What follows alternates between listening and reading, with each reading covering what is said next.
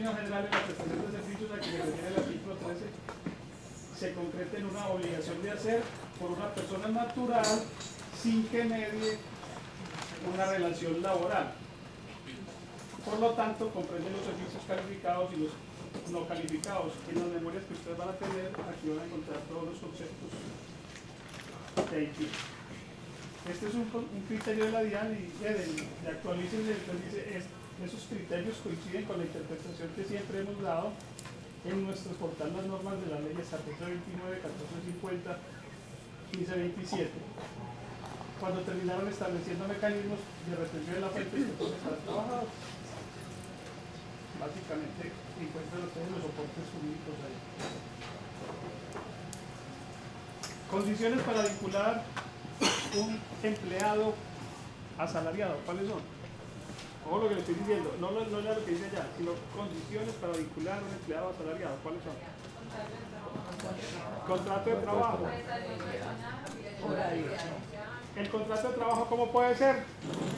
Verbal o escrito. Y obligatoriamente tiene que tener vinculación, seguridad. Y ya lo demás ya lo conocen ustedes, la subordinación, el pago y todo eso. ¿Cómo contrata un independiente?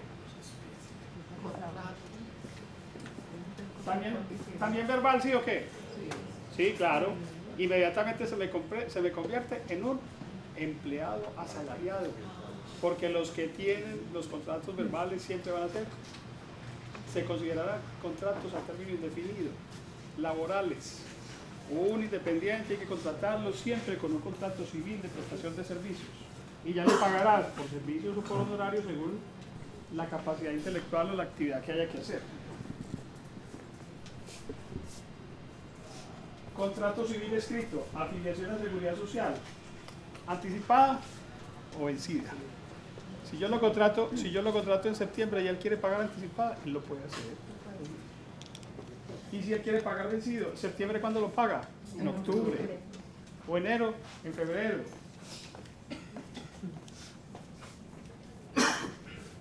Debe elaborar factura o documento equivalente. La factura, si la hace, entonces tendrá que cumplir todos los requisitos del artículo 617 y 618. Y el documento equivalente igual al 618 o lo que establece el decreto, el artículo 3 del decreto 523 del 2003, que se incorpora al artículo 16.1.4.40 del decreto único reglamentario. Entonces me van a decir, es que el régimen, los no obligados, los responsables de IVA no están obligados a facturar. Sí, la DIAN lo establece claramente.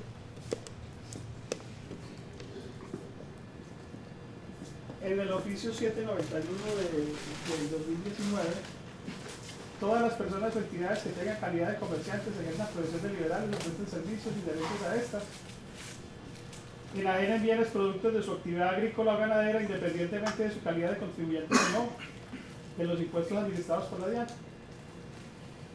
Los contribuyentes del impuesto unificado simple, de tributación simple, están obligados a expedir factura electrónica.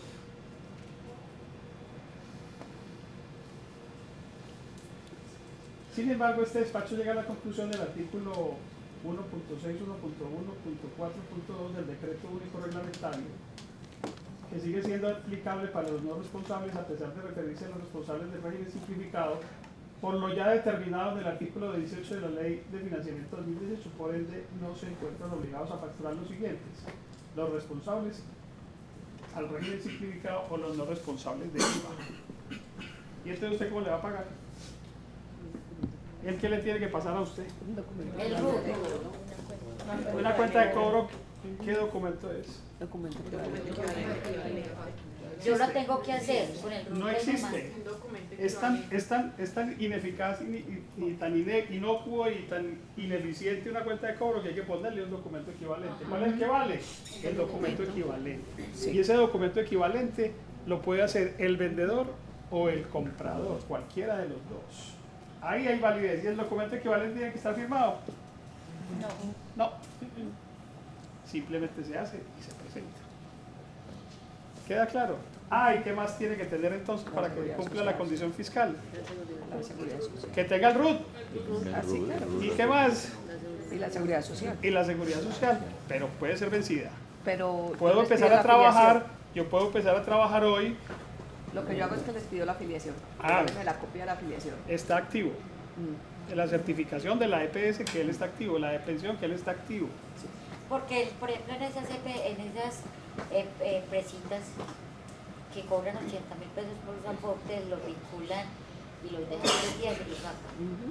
No. Entonces, La porque afiliación es la personal. habilitación ahí. Además, la afiliación tiene que ser como independiente. Sí. No, y ellos los afilian es como si pertenecieran a una empresa. Como si pertenecieran a una empresa. ¿sí, Hay no? que poner cuidado con eso, porque uno por lo general piensa que ya cumplió. Funciona igual entonces para la declaración de renta. Profe, ¿es cierto que se exige de seguridad social cuando el valor de la supera un salario mínimo? Sí. ¿Quién nos aporta al tema? Se exige que tenga seguridad social cuando el valor del pago sea igual o mayor a un salario mínimo. ¿Cierto? Así lo exige el estatuto tributario. Sí. Pero si el empleado independiente trabaja por horas, el contador va y trabaja allá. Si usted tiene Y se indicios, sienta en la mesa y se pone a hacer la declaración del IVA, y cuando mira eso, 3 millones de IVA por pagar y le da un infartico. Y el señor se enferma ahí, ¿qué pasa? ¿Quién responde? Y él no tiene la seguridad social. ¿Quién responde? ¿Quién es solidario con la familia de ese señor si llega a morir? El empleador, sí señora, así es. Entonces, ¿yo qué le sugiero a todo el mundo? Afilia de seguridad social, y claro, porque el señor entra, yo estoy aquí en este centro comercial y me da algo, ¿qué? ¿Quién responde? Mi empleador. Ahí.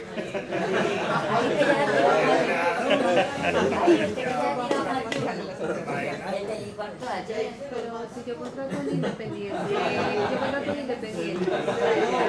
y yo sé que el trabajo va a ser por 5 millones, tú dices que me puede presentar la vencida, pero si la vencida no supera el 40%, en ese caso que hace uno. Pues la base no es lo que yo realmente le voy a pagar, porque él me trajo una vencida y de pronto está ganando No importa, más pero o es no. que él está con ARL.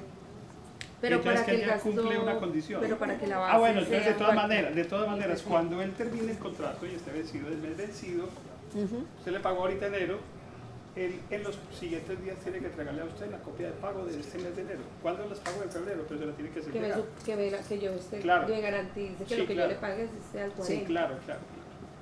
Así es. De hecho, en una universidad me pusieron mucho pereque porque yo llevé septiembre y trabajé octubre. No, tengo que llevar octubre porque si no, no me pagan. Le dije, pero si es cubierto en el mes que usted necesita. No, tiene que ser octubre. O ya tengo que pagar octubre. Y usted no sabe cuánto va a ganar en octubre tampoco. Pero yo sabía cuánto me ganaba en la universidad, entonces con ese porcentaje tuve que hacer. Pero que vamos a pagar. Y si no, retener el valor de seguridad social hasta que le llegue el comprobante. ¿Cómo Le es? paga el otro. Buen dato. Como esos trabajadores independientes son de libre remoción en el tiempo, No pagarles todo. se les recomienda hacer procedimiento único. Sí. Ellos la terminan llevando porque es que le trabajan a muchas personas. Tienen los ingresos por servicios menos unos ingresos no constitutivos de renta, que son los aportes a la EPS, aportes a pensión, aportes al Fondo de Solidaridad Pensional. Si tiene aportes al RAIS también, porque los puede tener, menos deducciones, el dependiente del 10%, la salud prepaga, interés de vivienda, aporte voluntario de pensión y una renta exenta del 25%. Las limitaciones de la renta exenta y las deducciones no podrán superar el 40% del ingreso. ¿Estamos bien hasta ahí todos? Esto lo va a hacer rapidito. Tiene unos salarios de 16, entonces la base de aporte se da 6.400, tiene una limitación del 25 salarios mínimos, una aporte de pensión se me olvidó. Ahí le toca. Del 16% de los 6.400 son 1.024.000, un aporte de fondo voluntario del 1%, aporte post del 800.000, que es el 12.5%, total ingresos no constitutivos, menos ingresos, esto me da un total de ingresos netos. Aquí voy a limitar entonces las deducciones y las rentas exentas.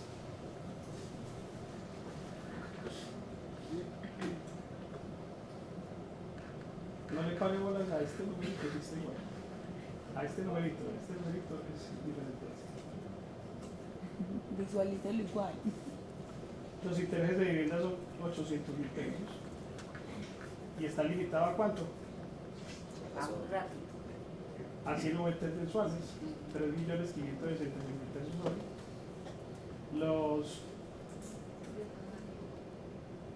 La salud prepagada está sometida a 16 VTs, 570.000. Los aportes ARL están sometidos a un límite de 25 salarios mínimos y el dependiente tiene un límite de 32 VTs. Los aportes a pensión voluntarios y la AFC tienen una limitante del 30% del ingreso que no podrá superar 3.800 VTs ni que equivale a 4.800.000 mensuales. Perdón, 3.800 VTs en el año, pero se las puede gastar en un solo mes o en 2 meses y de ahí en adelante los siguientes meses ya no puede usar ese beneficio.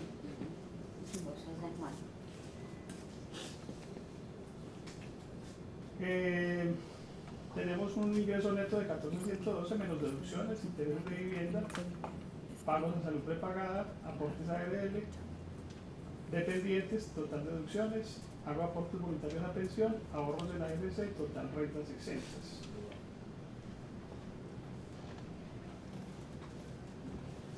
Subtotal ingreso, que son el ingreso anterior de 14 millones menos deducciones y rentas exentas, a eso le descuento el 25%, el 25% de 9.290.000 son 2.322.000.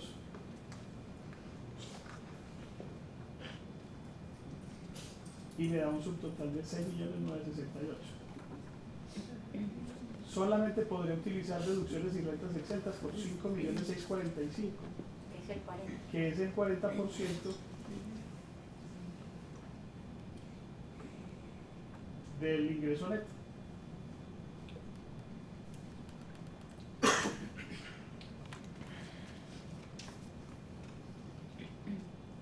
La base de retención entonces será 9.290.000 menos 5.645 me da 3.645.000. La retención en la fuente que le voy a aplicar a este contribuyente será 50.000. Para efectos tributarios y para efectos financieros, ¿ustedes consideran que una persona que se gana 16 millones de pesos mensuales, yo le haga una retención en la fuente de 50.000 pesos? ¿Usted qué le recomendaría? Superior. No me utilicen ni ese montón de cosas, ni fondo de voluntario de pensiones, ni tener de vivienda, ni salud prepagada. Y si quiere usted le pone el aporte a EPS y a la pensión. Entre más retención este señor va a pagar en su impuesto de renta un impuesto muy alto. Y esos 50.000 pesitos no le va a alcanzar para cubrir ni siquiera el 25% del impuesto de renta que él tenga que pagar en el año. Porque sobre el impuesto de renta tiene que ir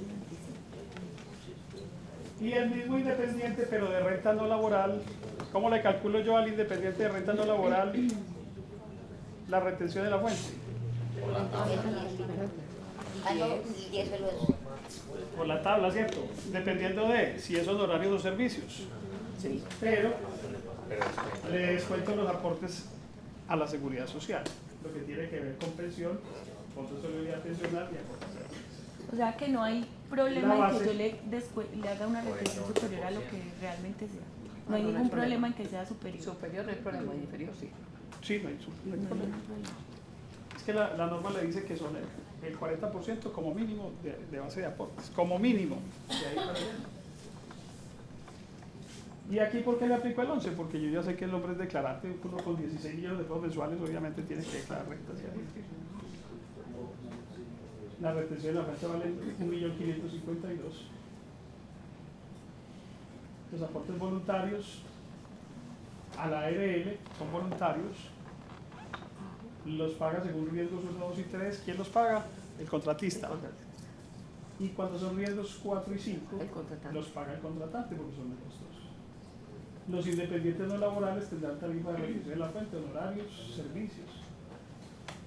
Y el concepto 481 de febrero 27 del 2019, la DIAN, nos habla acerca de las facturas POS. ¿Usted puede emitir facturas POS siendo un independiente? No, usted lo puede hacer. Porque usted elige el sistema de facturación que usted quiera. Oye, ¿qué sistema de facturación elegiría? Pues hombre, yo de una vez elijo el sistema de facturación electrónica dentro. ¿Me voy a requerir resolución de facturación? Obligatoriamente. ¿Me tengo que meter en el IVA? No, Ven. porque sigo siendo no responsable de IVA. Lo que pasa es que voy a facturar de manera electrónica. Y si no quiero meterme en la factura electrónica y quiero coger un medio de facturación POS, pues puedo hacer. O sea, todavía aún me dan resolución de facturas POS. ¿Y serán deducibles de renta? Sí, porque todavía, como decía el doctor Jair Aguirre, no se ha reglamentado, por lo tanto son ingresos, son gastos deducibles. Siempre y cuando tengan relación de causalidad con la generación de renta. Ese es, grosso modo, el ejemplito de retención de la fuente que ya teníamos.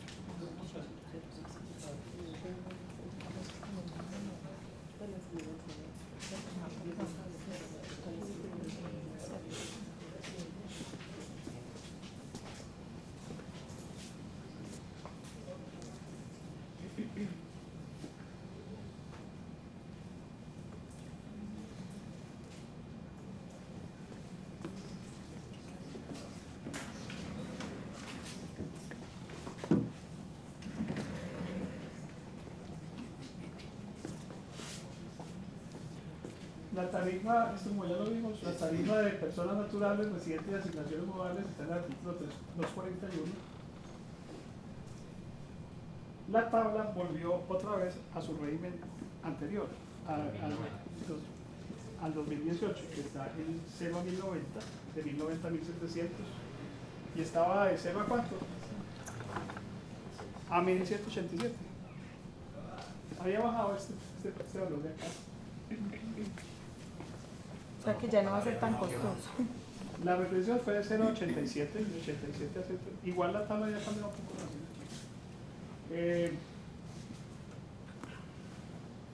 Y ya sabe que tenemos un impuesto progresivo después del 33%, se volvió más progresivo aún para aquellas contribuyentes que tengan unos ingresos muy altos. Es que obsérvese que de ingresos entre 8.670 y 18.970, cuando esta partecita tienda a cero, de aquí para acá tienda a cero, obligatoriamente tiene que pagar un impuesto fijo de 2.296 VTs, más de 8 millones de pesos fijos. Y si baja la tabla con mayor razón, acaba de encontrar que son 5.901, casi 6.000 VTs, 19 millones de pesos, y aquí estamos hablando que tendría un impuesto fijo de 35 millones de pesos, mal contados. Es una tabla demasiado progresiva. Dice el señor ministro Carrasquilla que Colombia tiene que llegar a tributar como tributan los países desarrollados, que el 70% de los ingresos fiscales del Estado sean proveídos por personas naturales. Pero si vamos a comparar la realidad, los ingresos de una persona natural de un país desarrollado frente a un país como nosotros,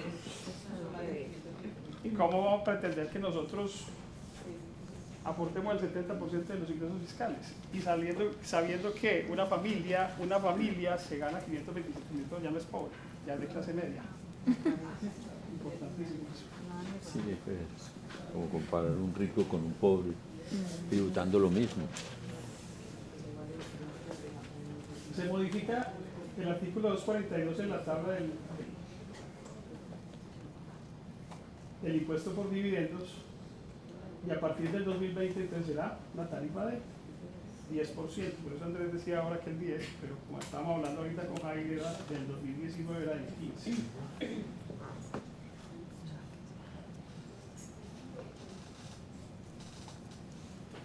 La ganancia ocasional derivada de las indemnizaciones por conceptos de seguro de vida. 2018 el seguro de vida era totalmente excluido, ¿cierto? A partir del 1 de enero del 2019 quedó que las primeras 19.500 VTs se consideraban 12.500. 12.500 VTs, y era una ganancia ocasional exenta. Y se ratifica en la nueva resdivisencia, el término que utiliza la nueva ley, ley T10, cuando no cambia los artículos del año 2019 que fueron declarados inexequibles. Lo que hace la nueva ley es resvivir o revivir pero así se utiliza el término ahí, inclusive lo dice la ley resviviscencia.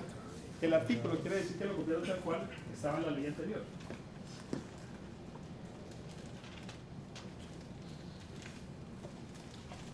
Y lo que exceda de los 12.500 VTs va a estar grabada una tarifa del 10% por ganancia ocasional.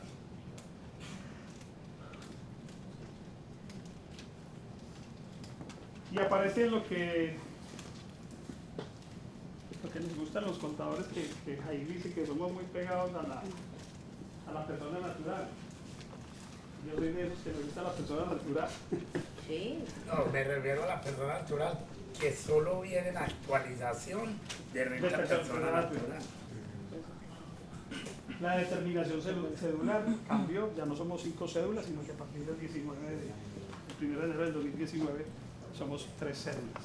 La cédula general, que corresponde a ingresos laborales, rentas no laborales y rentas de capital. Las rentas de capital pues serán los intereses, comisiones, arrendamientos y aquellos ingresos financieros que nos corresponden. Y las rentas laborales, todo lo que reciba por mi actividad personal de manera dependiente o independiente. Y las rentas no laborales, las que no estén contempladas en los dos términos anteriores. Entonces tenemos una cédula general, una cédula de pensiones y una cédula de dividendos y participaciones. Muy claro esto para que tengan, ustedes ya lo saben y lo tienen claro, la cédula de dividendos y participaciones no admite costos ni deducciones. Siempre será entonces el 100% del valor. Pero los dividendos tendrán entonces una partecita que se llama ingresos no constitutivos de renta. Sí, pueden tenerlo. ¿Cuándo? Cuando son no grabados o excedan esos créditos. Pero supóngase que me dieron 1000 VTs, 35 millones en dividendos, no grabados. ¿Los tengo que grabar? Sí. A partir del año 2019, sí. ¿A qué tarifa? Al 10% y le resto 300 VTs. Pero puedo considerarlos no grabados en su totalidad. Artículo 36, raya 3. Si me los entregan en acciones, son ingresos no constitutivos de renta, el 100% de los dividendos, entonces no pagaría un peso. ¿Queda claro?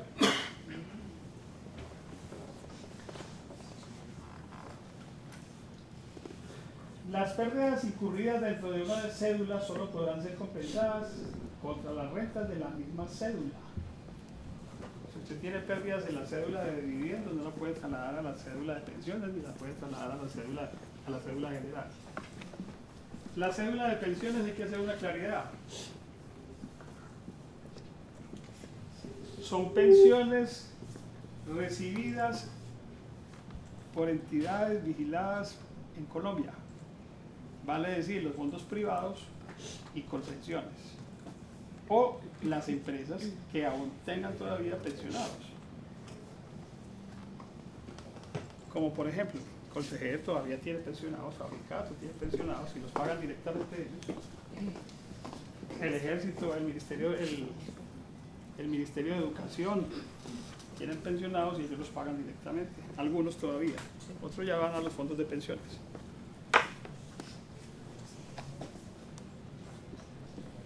Porque tenía una... Sí, dígame.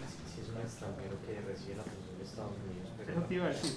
Porque tuve una reunión esta semana con un norteamericano y me dice que quería saber si él se podía ir a Colombia a ser residente en Colombia. Entonces le digo yo, ¿cuánto vale su pensión? $100,000 al año. Y yo, wow, son 330 millones de pesos mal contados anuales. Y le dije, usted se viene para acá, como esa pensión no está otorgada por un ente colombiano, está grabado como una persona natural no residente. Y si se vuelve residente, entonces a la tarifa de los ingresos grabados le sale costosito. Le dije, no, quédese allá tranquilo, venga cada 183 días o hágalo de una manera discontinua para que no sume los 183 días por estar aquí, porque tiene una inversión en aguacates. Entonces él pensaba venirse a vivir aquí, pero por los impuestos le sale muy costoso. Y son muy organizados porque, como ustedes saben, que Colombia y Estados Unidos no tienen acuerdo tributario, pero no tienen un convenio tributario, un CDI, sino que tienen un acuerdo de intercambio de información tributaria que se llama FATCA, el acuerdo FATCA, que lo hace con muchos países.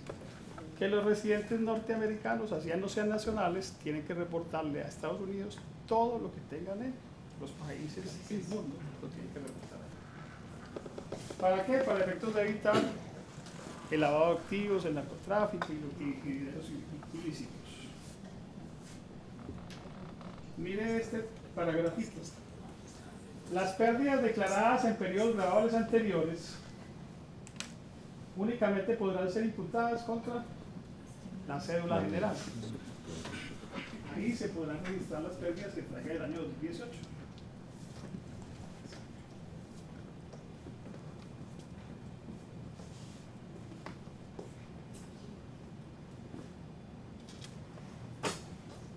Las rentas del trabajo, que ya ahorita hicimos el ejercicio, rentas de capital, obtenida por conceptos de intereses, rendimientos financieros, arrendamientos, regalías, explotación de propiedad intelectual. Las rentas no laborales se consideran ingresos de las rentas no laborales, todos los que no se clasifiquen expresamente, y las otras anteriores. En la cédula general se sumarán los ingresos obtenidos por todo concepto, excepto los dividendos. Se le restarán los ingresos no constitutivos de renta. ¿Cuáles son los ingresos no constitutivos de renta? Pues lo que le correspondan a aportes a seguridad social y los intereses también, los intereses recibidos del sistema financiero. Depende de la tasa que tengan como del índice de inflación, el componente inflacionario, ¿cierto que sí? No. Recuerden que el componente inflacionario ya fue eliminado de todos los conceptos de descuento que tengan efectos tributarios. No se puede descontar el componente inflacionario. Tú recibes intereses del sistema financiero y te decían en el año 2018 el 74% de interés es ingreso no constitutivo de renta. En el año 2017 te dijeron el 100% es no grabado. Si tú recibías 100 millones de intereses no te los grababan. En este momento todo es grabado como intereses recibidos del sistema financiero.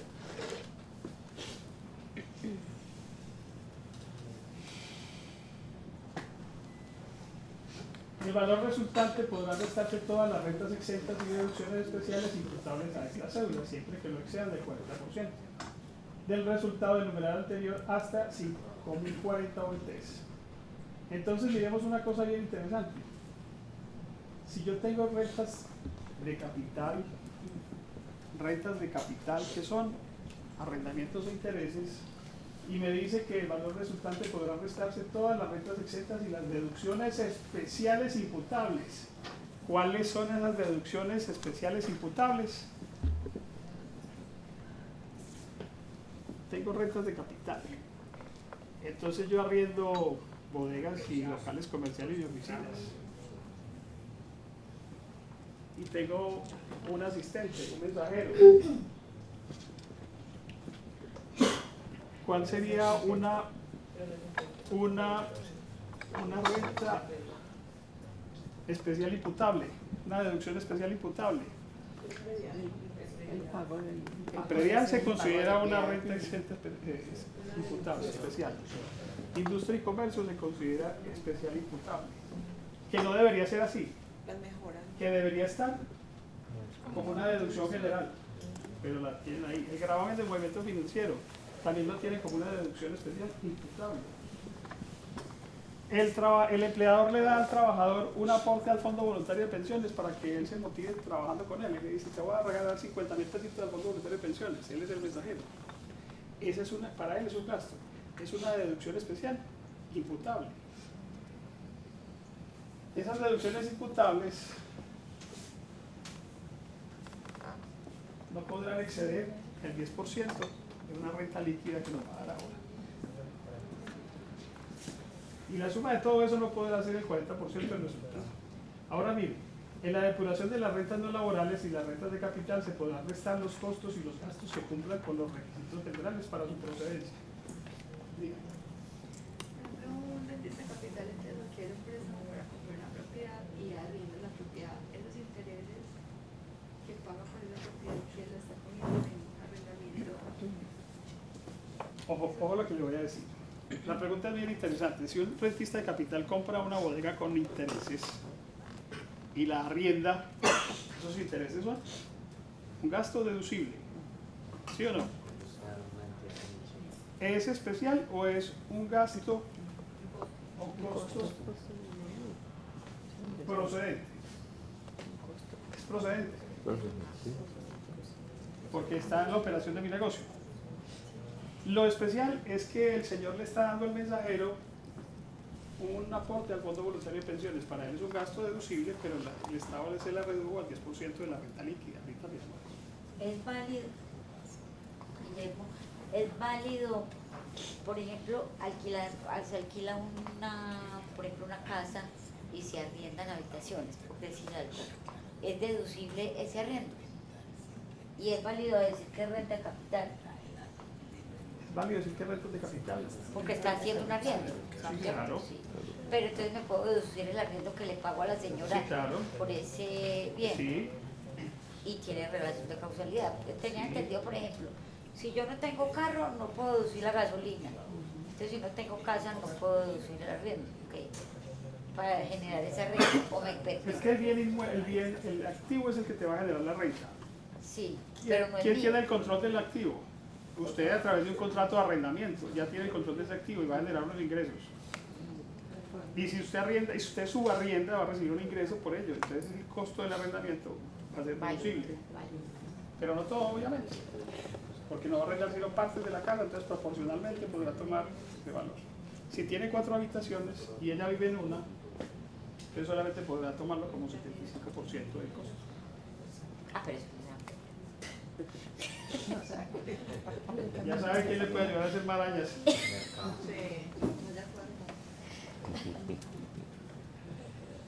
Deducciones, entonces, que cumpla con los requisitos generales para su procedencia. ¿Cuáles son los requisitos generales para su procedencia? relación de causalidad.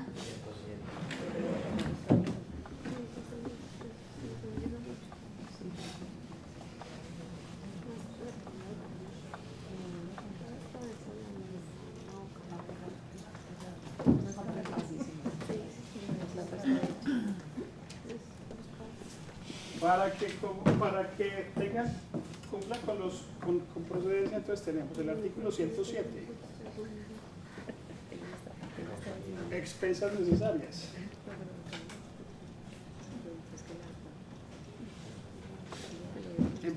Expensas necesarias.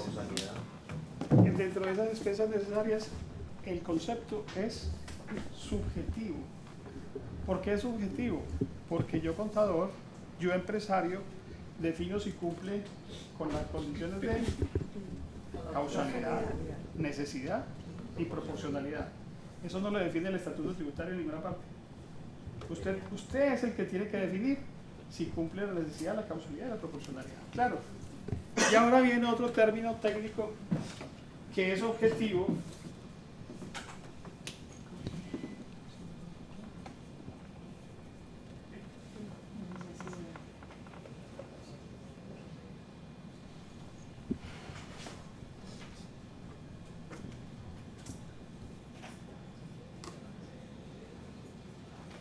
El artículo 771 raya 2 me establece cuándo es deducción de renta y cuándo un impuesto es descontable en el IVA, que se cumplan qué requisitos. Requisitos para que el IVA sea descontable en el IVA y requisitos para que las deducciones sean deducibles en renta. Ese sí es objetivo, porque me está diciendo que el documento tiene que cumplir unas características principales para que cumpla la condición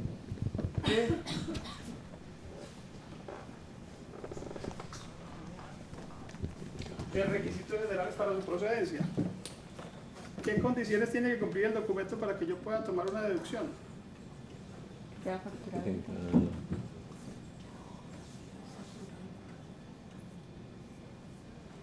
Que tenga el nombre del comprador, que tenga una fecha de emisión, Numeración. una numeración consecutiva, impresor. Resolución.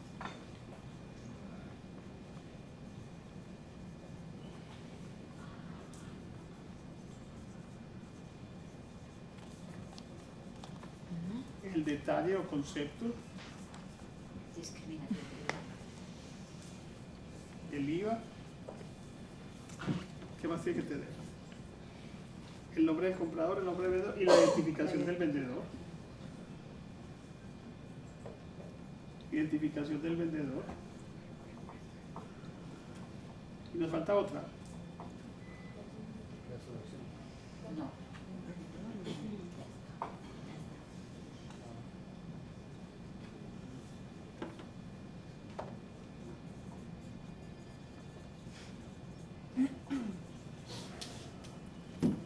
Retenedor de IVA.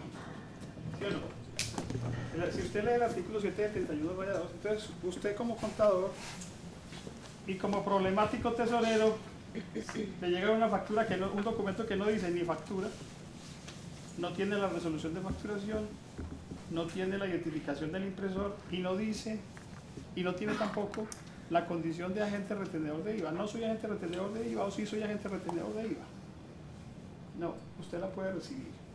Porque el artículo 7 de 32 raya 1 establece claramente que el documento debe cumplir con todas las condiciones establecidas en el artículo 617, menos el literal A, el literal H y el literal I. ¿El literal A cuál es? Que diga factura. Que diga factura. No es obligatorio que diga factura. Para usted tomarlo como deducción. Que no tenga la condición de retenedor de IVA y que no tenga la identificación del impresor. Recíbala. Está cumpliendo con las condiciones para que usted lo tenga como deducible objetivamente. Y que tenga la resolución de facturación. Es importante. Si usted lee el artículo 617 y dice requisitos de la factura, de la A hasta la I, la resolución no existe por ningún lado. Entonces no es requisito de factura. Entonces, ¿por qué la devuelven? Que tiene la resolución vendida. Sí. Y ahora Si la tiene vencida. Sí, no, la devuelve. Cuando se coloca el vencimiento. ¿Y cuándo no se coloca el vencimiento de la factura? De la ¿Por qué? resolución. Vencimiento de la Eso no importa. resolución. La devuelven, los contadores las canciones. Entonces, esos son los contadores. Mire que esa es una apreciación subjetiva, no es técnica, porque aquí me está diciendo el artículo 731 procede. Entonces yo aquí lo puedo tomar como una deducción general. Eso aplica para personas naturales y para personas jurídicas. Si usted emite una factura sin esos requisitos, ¿a quién van a sancionar? Un alumno me dijo, profesor, yo tengo el concepto de la DIAN donde dice que si no tiene resolución a usted le descuentan, no le reconocen ese costo-gasto. Eso fue en una especialización hace como 10 años. Y hasta el día de hoy no ha llegado el concepto de la DIAN. No existe. Entonces, siempre podrá ser deducible con estas condiciones. Eso aplica para personas naturales y para personas jurídicas. Las personas naturales obligadas a llevar contabilidad. ¿Queda claro? ¿Los rentistas de capital estarán obligados a llevar contabilidad? Son los comerciantes. Claro, dependiendo de los ingresos. ¿Y yo cómo voy a demostrar entonces que tengo gastos procedentes? Si soy rentista de capital. No, está claro, estamos claros. Un rentista de capital no es comerciante, punto. Pero por organización. ¿Cuál es 120? 120, o no sé cuántas 119, Es responsable de IVA, pero no es comerciante, no está obligado a llevar contabilidad, pero entonces ¿cómo va a solicitar esas deducciones? Pues debe llevar entonces un registro organizado de gastos. Y tiene que guardar todos los soportes para que lo puedan mostrar así. El que es comerciante obviamente tiene que llevar contabilidad. Otra pregunta que nace aquí, ya nos queda claro que la persona independiente que presta servicios personales tiene que pagar seguridad social, ¿cierto? Yo contrato un arrendamiento de una bodega, le voy a pagar a ese independiente que es rentista de capital, ¿le tengo que pedir la seguridad social para pagarle? No. Porque él no me está prestando un servicio personal. Y el señor que me vende bienes, Y el señor que me vende bienes, tampoco porque es comerciante, solamente dice que eso será obligatorio para los prestadores de servicio de manera personal. Y el conductor que me lleva el transporte. Ese sí, porque si me está prestando el servicio. Es un servicio personal, porque él tiene que manejar y tiene que... Señor, perdón, por allí primero ya. Una persona natural no obligada a llevar contabilidad cuando se convierte en agente retenedor, cuando no es comerciante, perdón, cuando no es comerciante, ¿en qué momento se convierte en agente retenedor? Tiene dos opciones para volverse agente retenedor. La primera, el artículo 383, que si tiene pagos laborales a un empleado del servicio, le está pagando más de 4 millones de pesos, entonces él se vuelve agente retenedor en la fuente solamente por salarios. Y en el caso de la señora María de Doña Juana de la Esquina, que hace rifas de motocicletas y carros, cuando va a pagar el premio mayor, debe hacer retención de la fuente. Si el premio es mayor a 41 veces, debe efectuarse la retención de la fuente. Para entregar el premio, tiene que cobrar la retención de la fuente, independientemente de su calidad de comerciante o no. Independientemente del monto de ingresos, es decir, persona natural no comerciante con Pero 2.000 solamente en esos dos millones casos. o 1.000 millones no es agente de retención. Correcto. Pero no hay una... Pero solamente en los dos casos es agente de retención sin importar el nivel de ingresos ni patrimonio. Pero Guillermo, no hay, no sé qué dice que si uno tiene ingresos de 1.000 o patrimonio de 1.000, una persona natural de 1.028 millones de pesos ya se convierte en agente retenedor. Siempre y cuando sea comerciante. Solo comerciante. Comerciante y que tenga 30.000 VTs de ingresos o patrimonio, adición de 30 años de vida. Señor. Ya que estamos hablando del tema de la seguridad social de los independientes, si ese independiente no me cotiza sobre el 40%, mínimamente sobre el 40% del ingreso que que se le está pagando, ¿me pueden desconocer ese gasto? Sí. Le reconocen hasta el valor del aporte de seguridad social que corresponde a ese ingreso. Desconocer el excedente. Sí, correcto. Así es. Es un costo grande. Hablaste de los transportadores. Si yo tengo el transportador, pero él no es el dueño, el que maneja, no es el dueño del vehículo, ¿a quién le voy a exigir la seguridad social? Al conductor, que es el que le está prestando el servicio. Para completar ahí la pregunta, como ayer vimos el régimen simple de tributación, a ellos no se les practica retención. Quien compra la debe autorretener, ¿cierto? Si el que compra entonces es una persona no natural, no comerciante, tampoco nunca le aplica ese régimen simple. No, porque dice claramente el artículo, se me olvidó, pero lo repetía el doctor Jair Aguirre, tiene que ser responsable de IVA para hacer la retención del IVA, si no, no le aplica. Entonces, no es comerciante, no es responsable de IVA. Bueno, puede ser, No, no, si puede ser. El autor de bienes exentos no es comerciante y es responsable de IVA, tarifa cero. A ese No. caso exacto me estoy refiriendo. Claudia, por ejemplo, Claudia es contadora pública y por su asesoría se gana 1.000 millones de pesos al año. ¿Ella es responsable del IVA? Sí, porque tiene un monto mayor. Pero no es No, es que ahí les digo. ¿Cuál es el ejemplo? No, ¿Cuál es es la pregunta?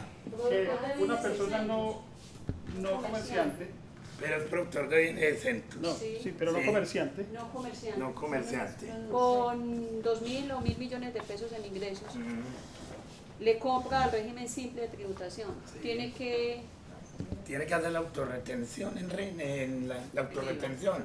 Porque, a ver, En renta. No, a ver, hablemos de ello. Si soy responsable de IVA, en el momento en que yo le compro un régimen de tributación simple, yo como responsable de IVA, tengo que hacer retención de IVA. ¿Sí? Tengo que hacer retención de IVA. ¿Sí? ¿Cuál es la otra? Lo Y la el autorretención. tema de la autorretención en renta La autorretención en renta. no es agente Pues le estoy retenedor. vendiendo, esa misma persona le está vendiendo a ese régimen. Sí. Simple. Le está vendiendo a ese régimen simple. El simple está comprando, esa persona está vendiendo. Dice, ahí no habla de que tiene que ser responsable de IVA. En esa eventualidad, quien le compra a ese responsable de IVA, se dice que debe hacer convertirse en autorretenedor. ¿Sí? En autorretenedor. Miremos la norma. Ojo, tenemos claro de que si soy responsable de IVA que para mí ese del bien es siempre responsable de IVA. Sí, responsable de IVA. Entonces ya tenemos claridad de que si él le compra a un responsable de IVA, a un responsable del régimen tributario simple, le retiene el IVA, ahí estamos claros, ¿cierto? Tiene que retener IVA, porque es responsable de IVA. Frente a la parte de la retención es que por lo que está renta, vendiendo no tiene IVA porque es exento. él está vendiendo, está IVA cero, pero ¿quién le está vendiendo? No le estoy comprando, ojo, ¿cuándo opera el que yo haga la retención de IVA? Cuando le compra a un tributario simple. Y todos los productos que usted compra, como bien usted productor exento, son exentos de IVA. No, ahí viene un IVA, hace retención de IVA. ¿Sí? Hace retención de IVA. ¿Claro ahí? Sí.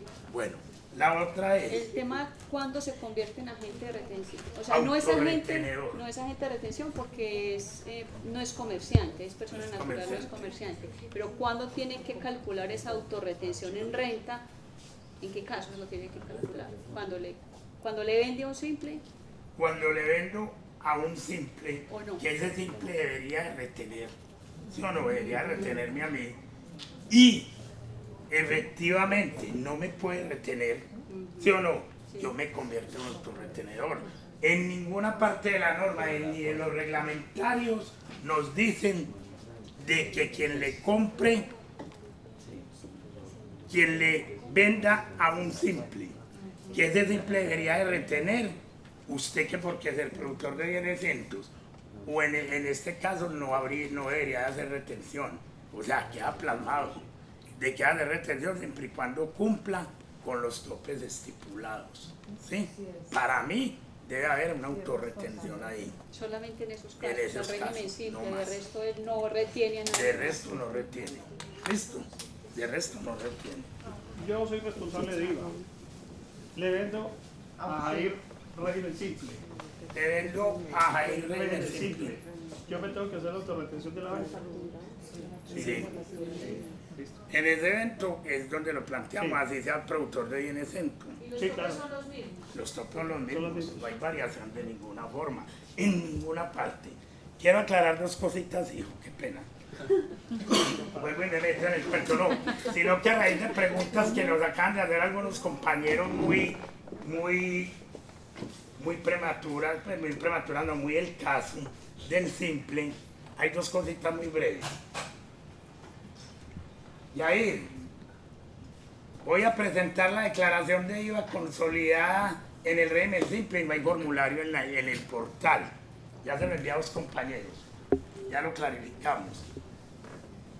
Ese formulario, si usted se metió hoy a la página, no está en la página. Hay que presentar formulario 300 anual por ese consolidado. ¿Qué se debe declarar ahí? Se debe declarar, si usted empezó funcionando con el régimen simple por allá en julio, tenés que presentar toda la información de lo que no le han mostrado a la DIAN en el 2593, la diferencia, lo que ya habías presentado en lo que ya tenías ahí, presentás, perdón, lo del 2593 lo presentás en la declaración y lo otro ya lo has presentado en 2 declaraciones cuatrimestrales o bimestrales anteriores, entonces ya la DIAN tiene esa información. Les acabo de enviar y a ustedes también les voy a enviar ese comentario. Nos traemos a colación, por ejemplo, ahora me decían los muchachos de ahí, pero esta declaración de IVA hay que presentarla en enero. No, se presenta en febrero, ahorita febrero de 2020, por eso es que no, ahí se salvó. Por eso es que no ha salido el formulario, que con la DIAN como todo es a lo último, no han adecuado la plataforma. ¿Hay periodicidad anual? No hay en la plataforma hoy en día, pero sí la tienen que implementar ahorita para febrero, primero. Segundo, una cosita memo, la declaración consolidada de renta del régimen simple, sorpresa, ¿sabe cuándo se presenta? Debería de presentarse ahora en enero, o en marzo, o en abril, en octubre 20 en adelante, de octubre 22 algo a octubre 29, los plazos. Ahorita les envío los archivos. ¿Listo? Bueno. Muchas gracias. Y ahí, pues, Ya llenó la lista de asistencia para mandarle las memorias. Sí. Ya está. Ya. Usted ya la llenó, la lista de asistencia. Pues Muy tiene la bien. misma. Digamos, yo las tengo, no te preocupes. No firmado. Que si ella llenó la lista. Pero si ya lo llenó el compañero. Oye, eso está muy equipo. Preguntas de personas naturales. Profe, Dime, entonces, dime. dos preguntitas. Es decir, que los que tienen ingresos por arriendo se podrían descontar entonces las reformas, los arreglos que le haga la... Los gastos que están procedentes al ingreso. Entonces hay muchos rentistas de capital que le dicen a la mamá, pásame el predial de tu casa, no, que el predial de ahí. Los intereses, ¿qué deducción tiene? No sé. De pronto la secretaria por contabilizar intereses y revisar y administrar las administraciones en las bodegas, le paga un salario y serán procedentes de deducción.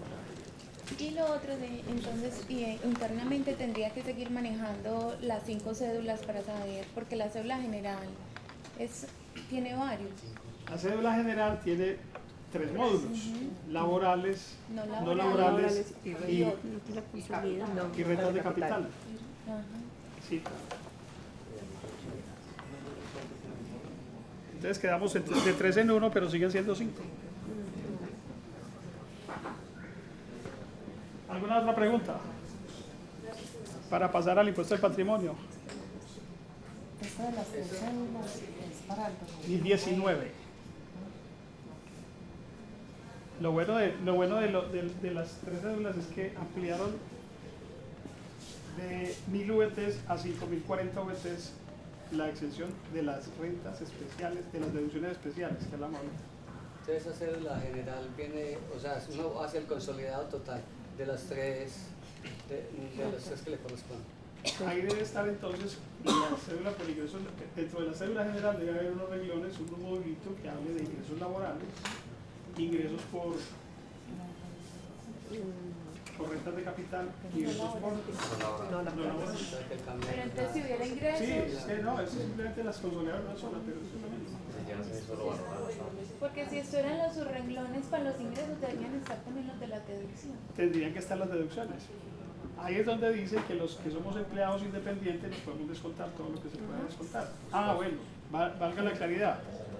Recuerde que los independientes que tengan rentas laborales, la sentencia C-120 del 2018 de octubre, creo que fue en noviembre, algo así, de la Corte Constitucional, estableció que los que son independientes podemos descontar lo que pagamos por salario. Si yo tengo un auxiliar o tengo 2 auxiliares. Pero hasta uno. Pero por menos de 90 días. Entonces puedo descontarme los arrendamientos, los servicios, lo que yo pago por mi oficina. ¿Y en dónde lo voy a descontar?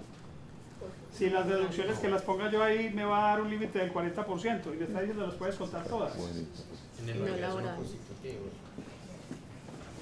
Entonces vamos a poner una diapositiva bien interesante que encontré por ahí.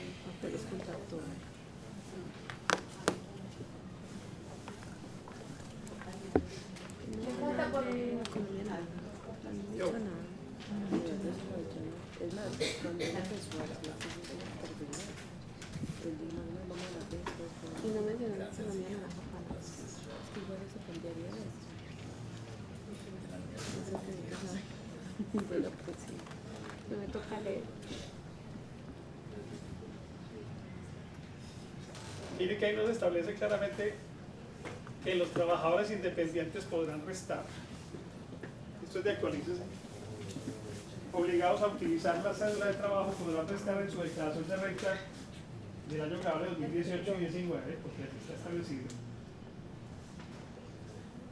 De acuerdo a la sentencia C-120 de noviembre de 14 de 2010, los trabajadores independientes que no hayan contratado a 2 o más trabajadores o contratistas asociados a su actividad por un término igual o superior a 90 días y que deban usar la cédula de rentas de trabajo dentro de su declaración de renta correspondiente al periodo grabable 2018 y 2019, podrán restar en su formulario 210 los valores por costos y gastos en que hayan incurrido durante el año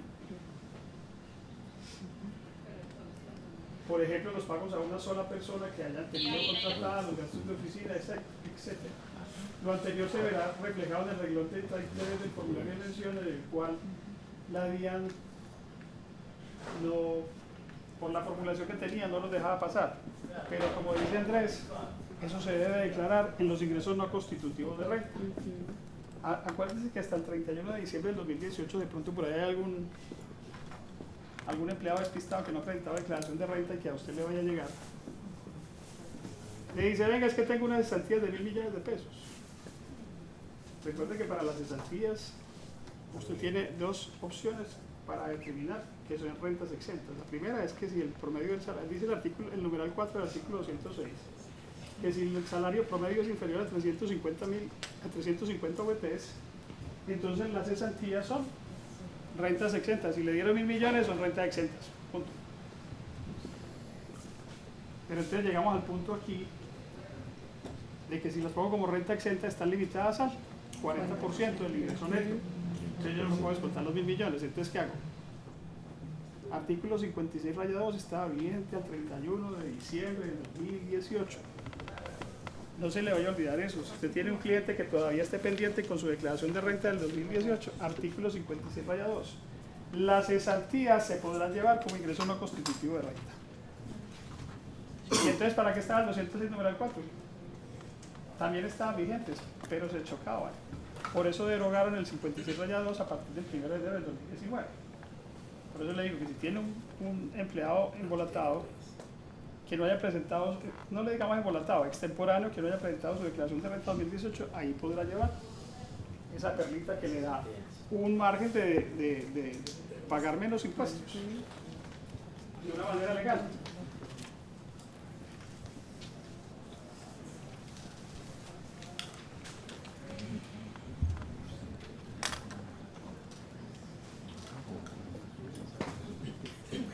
Sí.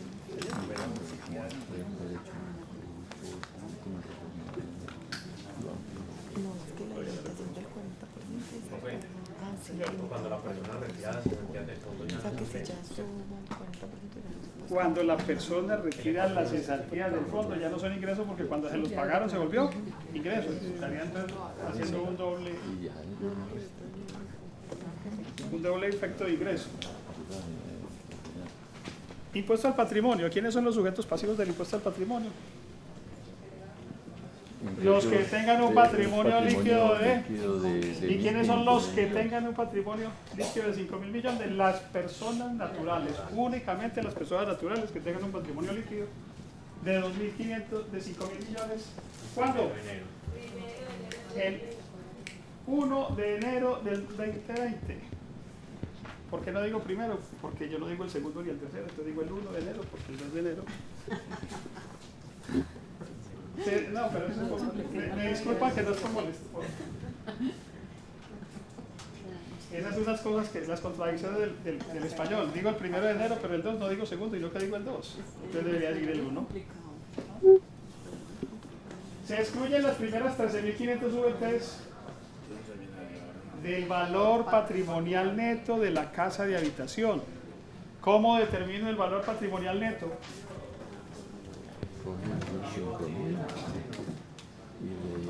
Valor patrimonial neto es igual al patrimonio líquido dividido el patrimonio bruto. Eso me da un porcentaje.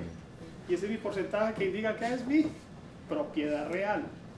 Si yo tengo 100 millones de patrimonio bruto, tengo 50 millones de deudas, mi patrimonio líquido es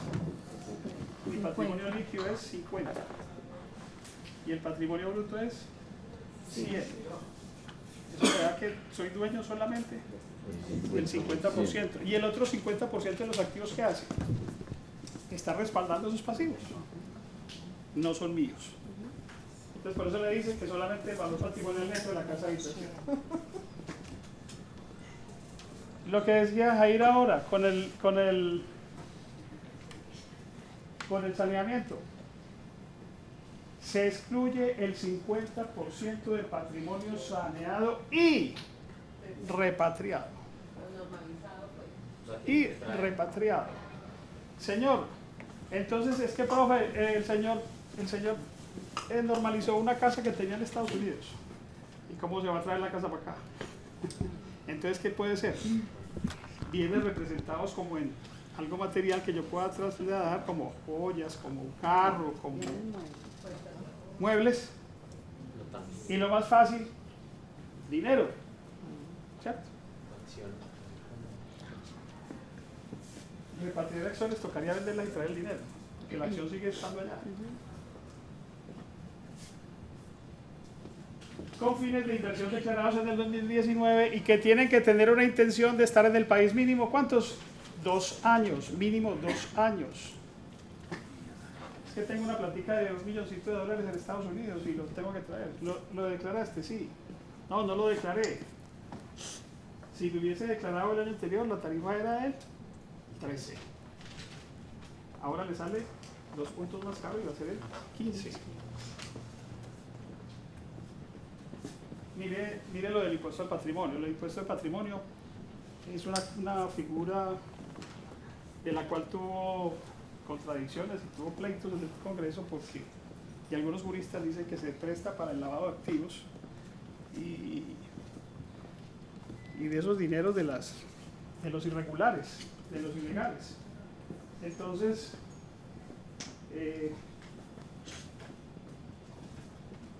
¿cómo se legalizan? Pues a través de la norma fiscal, con el saneamiento fiscal. Y para que queden más legalizados, ¿qué se hace dentro de del otro periodo?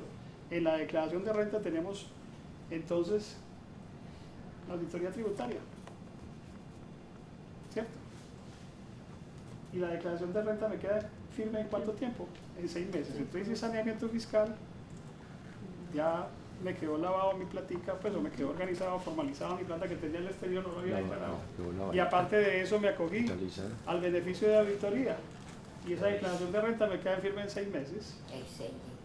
Ahí hicieron la cosa excelente. Por eso los señores del Congreso saben cómo organizar todo el término completo. Porque si dejan sola la normalización tributaria, tiene la opción de que en el siguiente año los puedan fiscalizar, o en los 2 años o en los 3 años siguientes, y les puedan dañar la operación. Entonces, les mantienen. En cuanto a personas naturales, profe, Y jurídica. en cuanto a personas naturales es de doble filo, porque si uno aumenta harto la utilidad, la UGPP, que también se le aumenta, ¿a qué tasa? Pero estamos hablando del impuesto de patrimonio. Ah, bueno, ya. Aquí no hay UGPP. A mí no me hable de UGPP.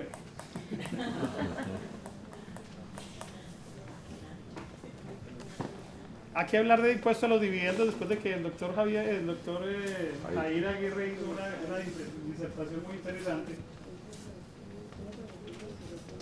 El artículo 242 habla de la distribución de utilidades que si hubieran sido consideradas como ingresos no constitutivos de renta y ganancia ocasional, pagarán el 7.5%, y provenientes de distribuciones de utilidades grabadas, entonces va a pagar la tarifa del 20%. Eso ya lo hizo él muy claramente y queda.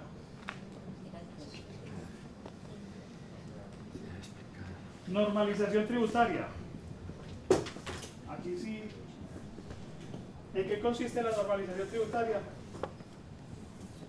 Créase en el año 2020 el impuesto de normalización tributaria como un impuesto complementario al impuesto sobre la renta y al impuesto al patrimonio, que con un 15%, es que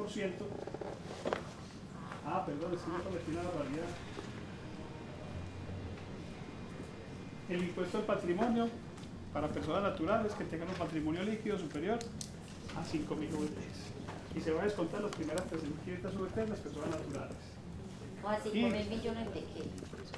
5.000 millones de patrimonio líquido. Y se excluye el 50% de los saneados. ¿Cuánto es la tarifa del impuesto al patrimonio? El 1. Señor Gair, ¿cuánto es la tarifa? El 1. Gracias. Gracias a la orden. Bueno, listo, hágale que seguís con la base y de pronto hágale, tranquilo.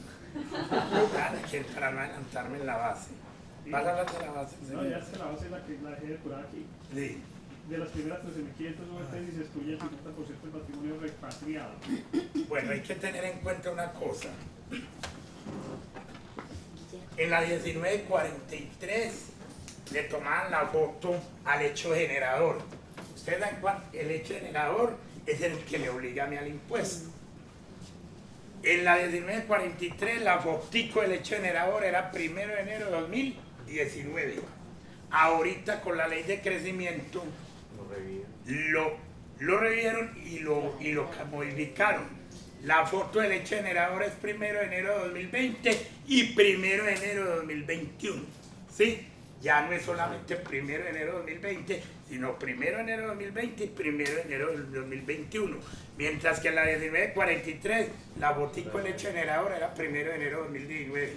O sea que si usted incrementaba el patrimonio líquido de en adelante, nada, no se volvía. Ahora sí, de pronto no, con el 1 de enero de 2020 no te da, pero de pronto con 1 de enero de 2021 sí tienes obligación. Listo, para que lo tengan en cuenta.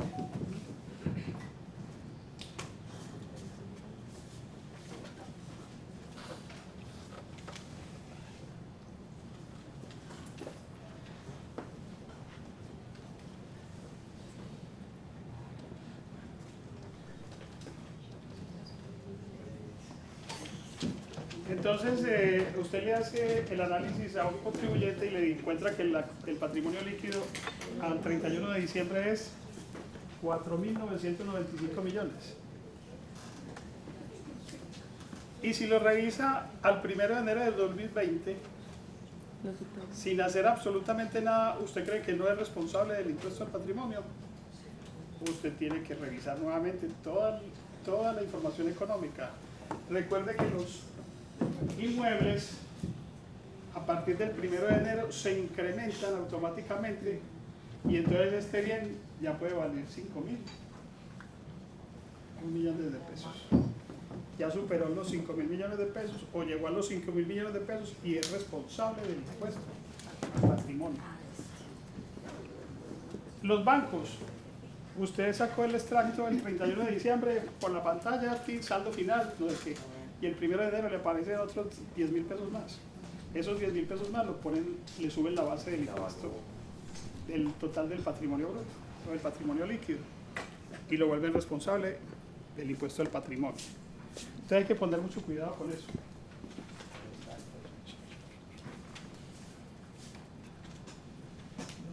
Normalización tributaria.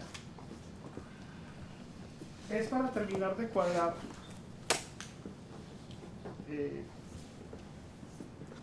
los ajustes que teníamos por activos omitidos y usted tendrá que declarar los activos omitidos y los pasivos inexistentes. ¿Cuáles son activos omitidos? Todos los bienes muebles e inmuebles excepto los ¿cuáles no puedo meter a normalización tributaria? Los inventarios. No puedo normalizar inventarios. Solamente los bienes, los activos fijos diferentes a inventarios. Perdón, todos los activos diferentes a inventarios. Eso lo tengo que normalizar. Y si yo normalizo, mire, entonces aquí me dice claramente eso. Activos diferentes de inventarios, el artículo 53. Puedo normalizar todo con activos diferentes de inventarios. La tarifa de lo que estoy normalizando es lo que no había declarado o los pasivos que había declarado y son inexistentes. ¿Cómo se consideran inexistentes? Cuando no cumplen con la formalidad de documento de fecha cierta, ¿cierto? De fecha cierta, sí. Y entonces de pronto ustedes me van a ilustrar un poquito más. El documento de fecha cierta pues es una factura, un pagaré, una letra de cambio, una garantía bancaria, un documento que me garantice el respaldo de una deuda. ¿El pagaré cómo debe ser? Dice que debe ser notariado, autenticado, perdón. Pero hay una ley antitrámites que establece claramente que no se obliga ni se exige que los pagarés sean autenticados, solamente con el reconocimiento del hecho económico, que quien le prestó el dinero al otro y el otro se obliga a pagar, se considera puro y obviamente que tiene que estar declarado. Y si está declarado tiene que tener un reconocimiento de rendimientos financieros.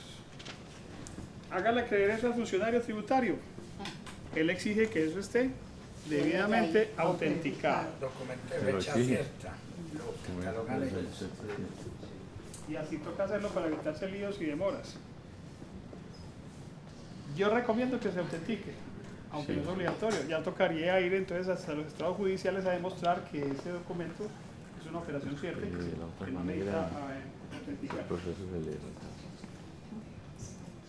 Si yo normalizo entonces y declaro los activos no declarados o los pasivos omitidos inexistentes y pago el impuesto del 15%, no habrá lugar a la comparación patrimonial ni a renta líquida agravable por concepto de declaración de activos o pasivos inexistentes.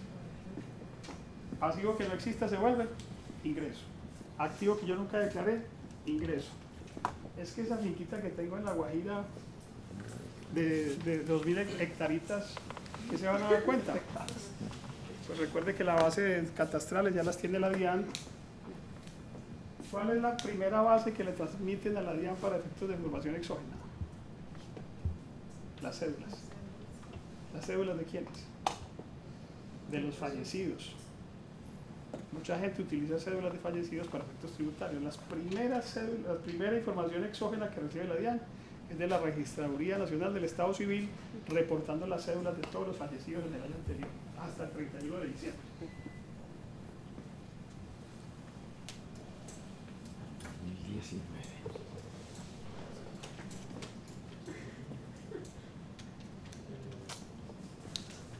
Ahora entramos a mirar en términos generales el impuesto sobre la renta y complementarios para personas jurídicas, puede ser, y para contribuyentes en general.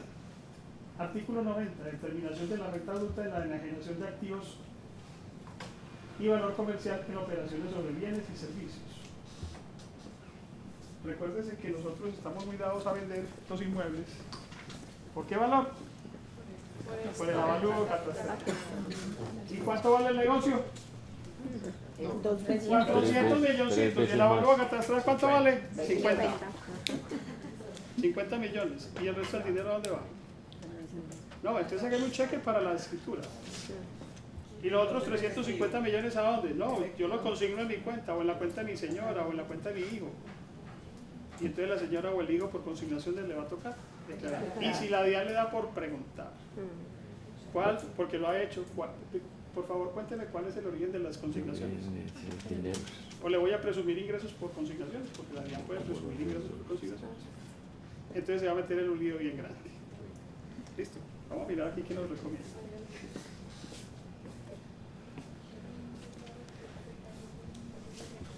La renta bruta o la pérdida proveniente de la enajenación de activos, cualquier título sea, está constituida por la diferencia entre el precio de la enajenación y el costo del activo.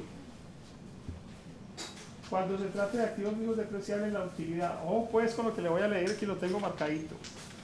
Cuando yo venda un activo fijo, le resto el costo fiscal. ¿Y cómo lo llevan? Y tiene más de 2 años. ¿Cómo lo llevan? Haces una ganancia ocasional y sobre la utilidad paga el 10%, profe. ¿Cierto que sí? Uy, qué barbaridad. Entonces ahí es una de las cosas que cometemos. La utilidad que resulta al momento de la enajenación deberá imputarse en primer término a la renta líquida por recuperación de deducciones. ¿Usted la depreciación se la gastó en cuántos años? En 5 años. Y lo vendió en este momento. Entonces ya le dice, como lo vendiste, la utilidad, por favor devuélvame eso como una renta por recuperación de deducciones, una renta ordinaria, el valor de la depreciación. Y lo que le sobre, lo vas a llevar como una ganancia ocasional y sobre ese valor vas a pagar el 10%. Uno de los garrafales errores que cometen los contadores o los profesionales inexpertos en aplicación de norma tributaria.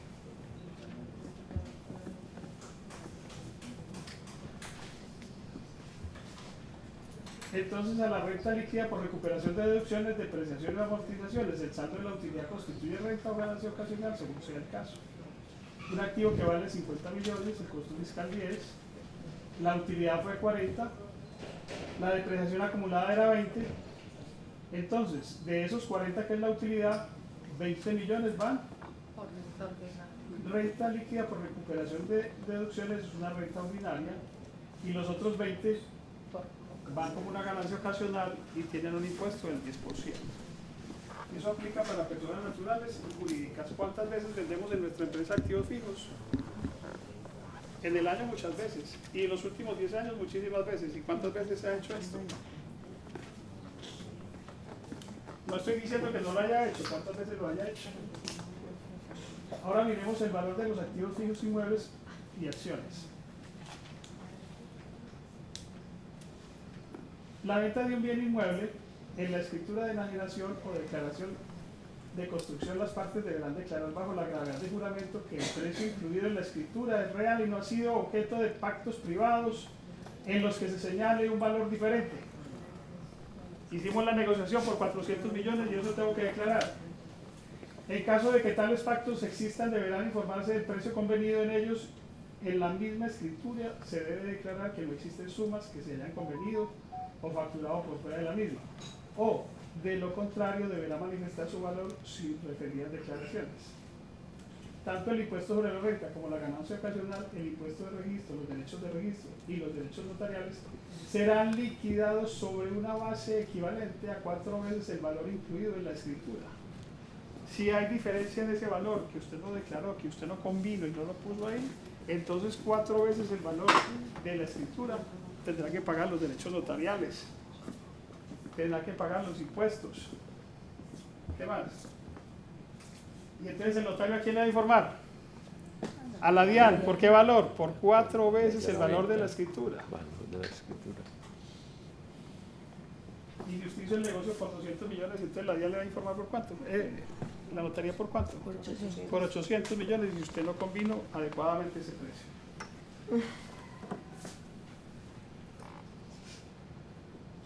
Sin perjuicio de la obligación del notario de reportar las irregularidades a la autoridad de impuestos. Entonces mire que el notario le puede reportar a la DIAN. ¿Quién se gana el problema? Andrés. Andrés es muy avanzado. La venta de inmuebles. No, pues disculpen. Igual ahora existe pues la obligación de uno vender a otro comercial. Entonces yo por ejemplo tengo una finca que compré 48 millones de pesos, pero por esos resabios de la vida le hicieron una carretera por ahí y ya vale 3.000 millones de pesos. ¿Cómo hago yo? Maravilloso. No, una muy buena pregunta. Sí. ¿Cómo puedo hacer yo? Usted me va a enseñar cómo puedo yo subir un poquito el precio para pagar un poquito menos, para no pagar impuestos. Resulta que él tenía una finca de 48 millones de avalúo catastral y le hicieron una vía y pasó una autopista por ahí de 2 carriles y ya quedó valiendo 3.000 millones de pesos. ¿Qué hace ella entonces cuando la vaya a vender? Tiene 2.952 millones de utilidad. Tiene que pagar 390 millones de pesos de impuestos. ¿Cómo le haríamos entonces para que ella no tenga que pagar tantos impuestos? ¿Qué haríamos? ¿Qué recomienda? Va a donde un evaluador inmobiliario y le dice, señor, avalúeme este predio en 4.000 millones de pesos. Bueno, ya lo tengo. Disculpe. Entonces, ¿usted con eso lo registra en la declaración de renta y ya? Sí. No. Entonces, ¿qué tenemos que hacer? Sí, una de ellas es esa.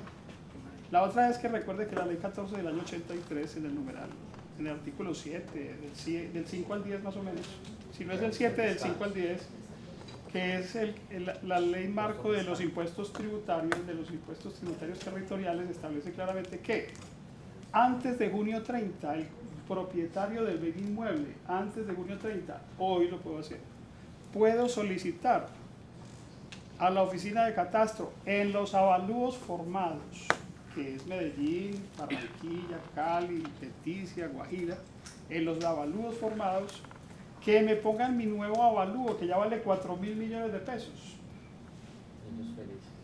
Y entonces ellos dicen, claro, le voy a cobrar un predial de 4.000 millones de pesos. Pero como yo lo hice antes de junio 30, este año como empezó, termina. Escúcheme bien, este año como empezó, termina. Tenía un avalúo de 48 millones de pesos. Y así termina. A partir del 1 de enero del año 2021, me suben el avalúo catastral a 4.000 millones de pesos. Porque fue el evaluador, revisó que esas 20 hectaritas sí valían 4.000 millones de pesos. El evaluador, entre otras cosas, nunca le va a decir que no, porque entre más grande le ponga el precio, más comisión gana. Y recuerde que la norma tributaria del artículo 69 al 73, por allá, dice que el avalúo fiscal podrá ser el avalúo catastral. ¿Sí o no? Declarado en el año inmediatamente anterior.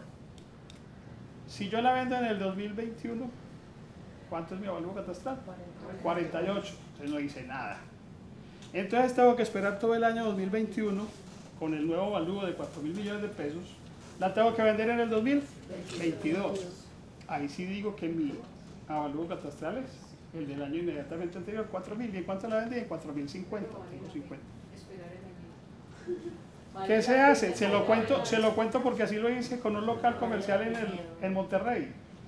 Teníamos un local de 60 millones contable, costo fiscal, que es el valor, en contabilidad es el costo de compra menos la depreciación porque era contable. Y el avalúo catastral valía en aquella época 150. Y un tipo fue a donde el jefe y le dijo, ¿le compro el local? Y le dijo, no lo vendo. Le doy 3.000 millones por él, sí lo vendo. Entonces me dice, ¿ahora qué hacemos? Y le dije, jefe, yo sí sé cómo se hace, pero entonces, ¿cómo voy yo?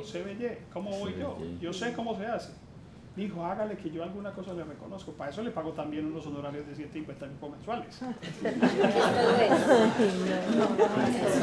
Y efectivamente hicimos el proceso. Le hicimos la compraventa. En ese momento se podía hacer una compraventa. Hoy en día las condiciones de compraventa casi que son de una escritura y lo que se negocia en la compraventa hay que ponerlo en la escritura. Hicimos la compraventa con la condición de que se le entregaba materialmente el inmueble y dentro de 2 años hacíamos la escritura. El señor aceptó, nos dio el 50% y en 2 años nos dio el otro 50%. Él quedó encartado con ese predial. Nosotros pagamos 1 año. ¿Qué puede hacer el señor? ¿Pero por qué valor le hicieron? Por 4.000 millones. Porque además era a través del sistema financiero que la operación tiene que ser al 100% de la venta. Le dice el señor, ¿qué podemos hacer? Le dice, así mismo como nosotros hicimos el autoavalúo para que el avalúo para que pudiéramos subir a 4.000, usted dice que eso quedó sobrevaluado y puede solicitar rebaja de eso, del avalúo. ¿Por qué en Bogotá no se puede hacer eso? Porque en Bogotá hay autoavalúo y yo hago una declaración bimestral de avalúo catastral. Entonces yo le pongo el valor que yo quiero, le hubiera puesto los 4.000 millones de ese año y al año siguiente la vendo. Entonces no tengo problema. Eso se puede hacer en los municipios, no solamente en los diferentes municipios diferentes a Bogotá. En Bogotá se puede hacer el avalúo hoy porque lo voy a vender el año entrante. En cambio en los otros municipios tengo que hacer que me lo venden el año entrante y después en el año siguiente sí puedo hacer eso. ¿No puedes proyectar la venta en 2 años? Sí señora, así es. Y se gana un montón de plata. Eso no lo encuentran así explicadito en el estatuto. Te llamaré. ¿Tú entras?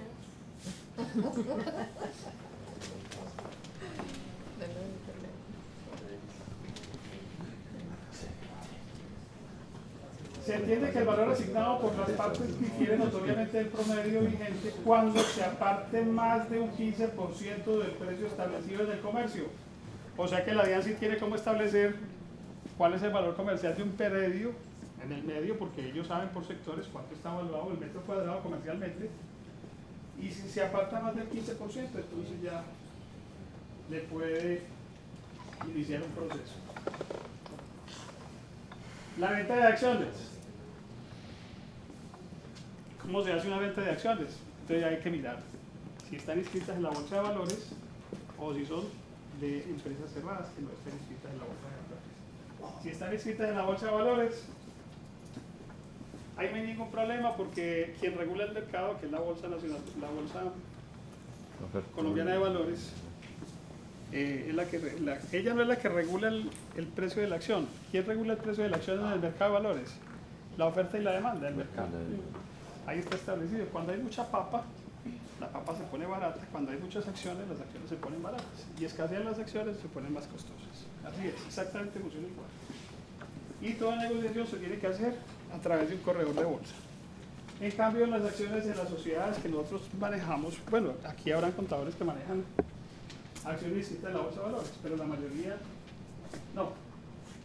Salvo prueba en contrario, se presume que el precio de enajenación no puede ser inferior al valor intrínseco incrementado en un 30%. Era un 15%.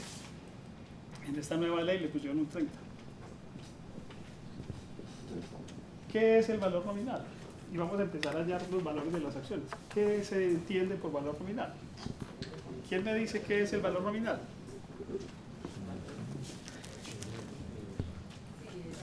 valor del patrimonio y el número de acciones en circulación.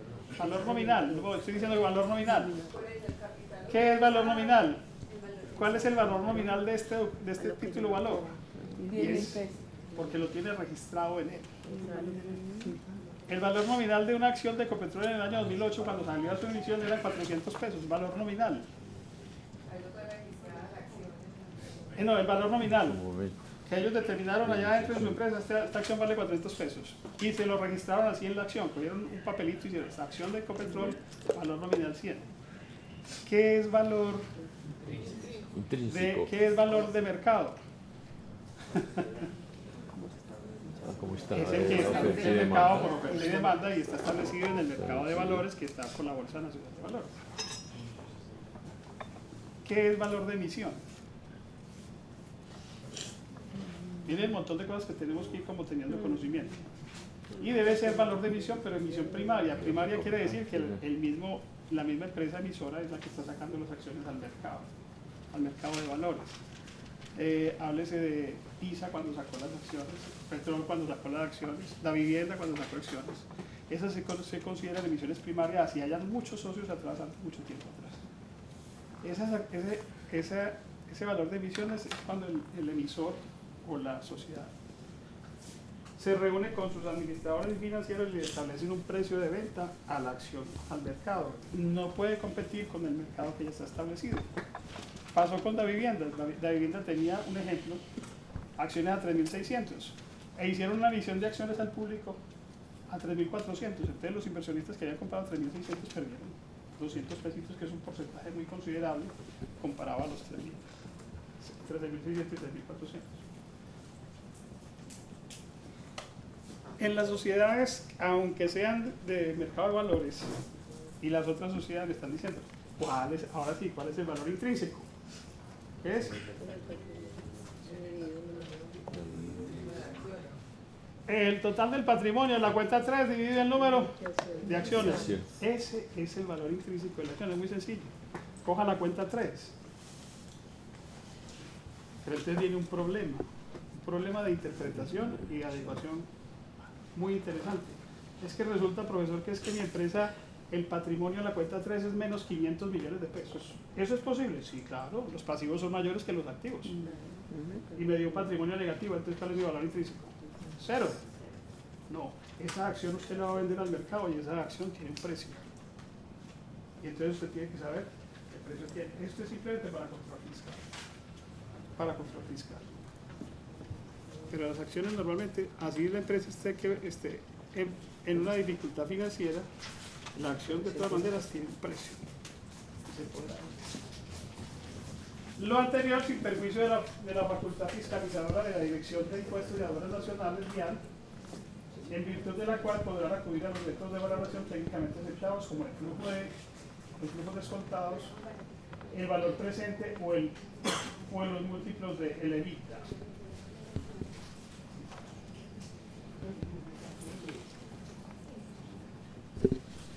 Recuerde que las personas naturales y jurídicas tienen derecho a lo que hablamos ahorita a las deducciones que cumplan con el artículo 106, 107.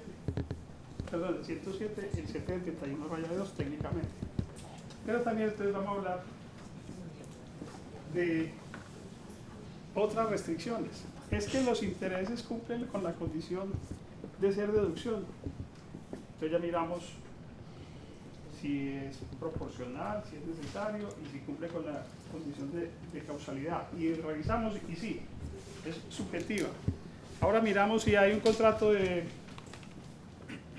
préstamo de dinero y está debidamente firmado y está debidamente certificado, y en el extracto me están cobrando los intereses y me están reportando con las notas de crédito del banco. Las notas de crédito del banco, sí, cumple. Pero entonces también tenemos que mirar el artículo 118 raya 1, su capitalización.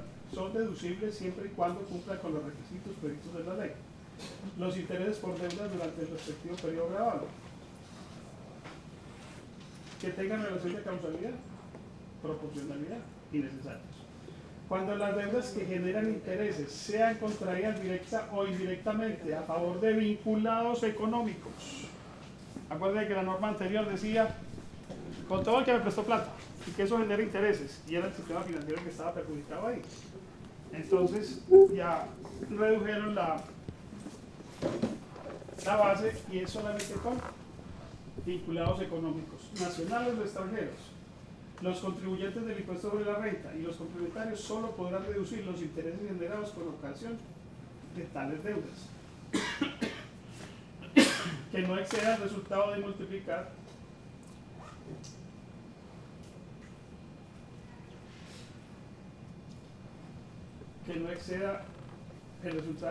por 2 el patrimonio líquido del contribuyente determinado al 31 de diciembre del año inmediatamente anterior. ¿Qué es lo primero que tengo que hacer si me aplica la subcapitalización para que no pierdan el tiempo haciendo todo ese análisis? Usted multiplica por 2 el patrimonio líquido. Si tiene 100 millones de patrimonio líquido, entonces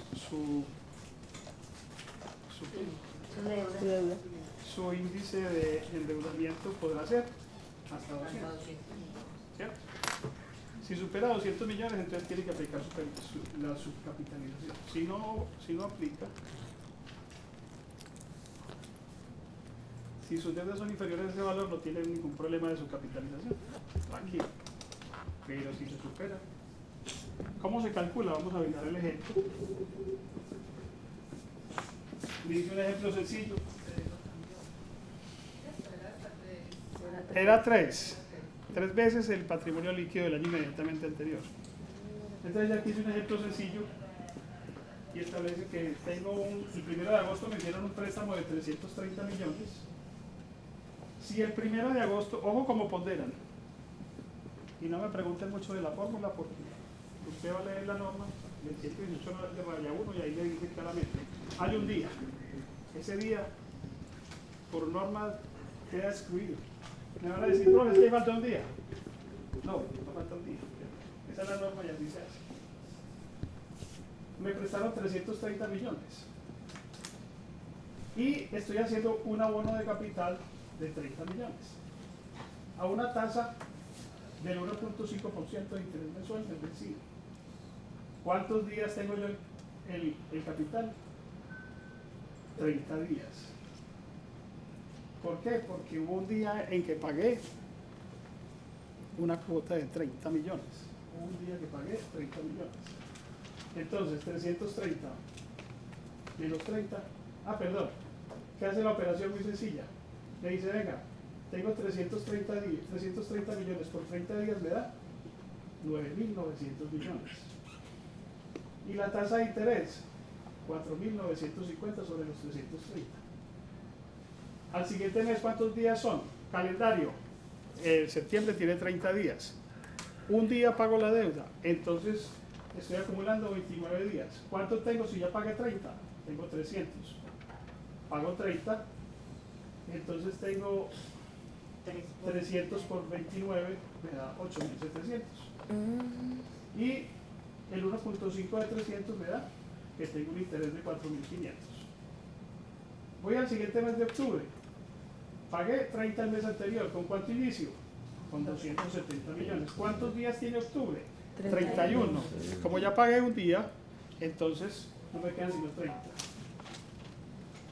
30 por 270 me da 8.100. Y 270 por 1.15 me da 4.050.000. Noviembre tiene 30 días, pagué un día, me queda 240 por 29 me da 7.200. El interés de 240 son 3.600. Y diciembre tiene 31 días, ya pagué 30, inicio con 210 y tengo un interés de 210 por el 1.5 me da 3.150.000. Eso es para ponderar la deuda. ¿Cuánto es mi saldo a diciembre 31? 210 menos 30, ¿sí o no? Porque yo en diciembre pagué 30. Y en diciembre 31, ¿cuánto me queda? 210 menos 30 me quedan 180. Ese es el saldo contable. Ahora vamos a mirar cómo se pondera. Sume los días que tiene en esta columna. Eso lo debe hacer crédito por crédito. ¿Cuánto vale la deuda ponderada? de 9.000, 8.000, 8.000, 7.000, 6.000, vale 40.200 millones de pesos. ¿Cuánto vale la deuda ponderada total? Promedio, 40.200 dividido 148. Eso me da 271.621.621. Eso es lo que... Ese es el valor de la deuda ponderada para efectos del promedio fiscal. Pero eso es solamente para calcular cuánto interés es deducible o no deducible. No es sino para eso. Patrimonio líquido del año anterior, 75 millones. Entonces me dice, usted tiene un límite de 75 millones por 2, ¿me da cuánto? 150 millones.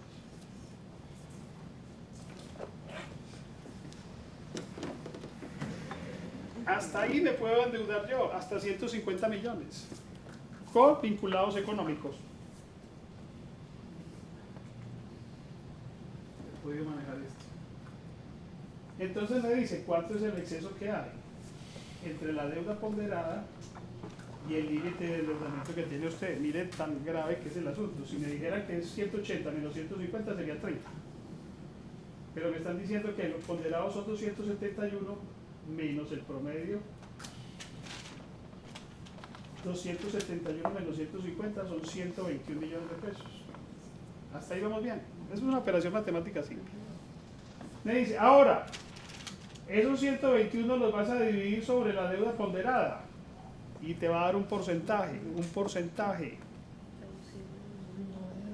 121 dividido 271,621, eso me da que es 44.77%. ¿Qué quiere decir ese 44.77%? Que lo que usted calculó por intereses de esas deudas, que eran 20.250.000, solo serán no deducibles, 9.066.000 no deducibles. Quiere decir que el resto son 11 millones de pesos, solamente deducibles. Entonces mire que no solamente es que cumpla relación de causalidad, que la tasa de interés esté permitida hasta la usura máxima, sino que también tiene que tener usted cuidado con la subcapitalización. Es muy difícil que ahora de subcapitalización con los promedios, porque esos promedios pues quedaron muy bajitos y normalmente con los vinculados, bueno, hay algunas empresas que se endeudan mucho con sus vinculados económicos. ¿Quién es un vinculado económico? ¿Quién más? Una filial, una subsidiaria, los socios. Los encontramos en el artículo 260, ¿cierto? Las vinculaciones económicas. Sí. En el 260, que tiene que ver con precios de referencia, ahí está que quien nos habla sobre control y dependencia de vinculados económicos.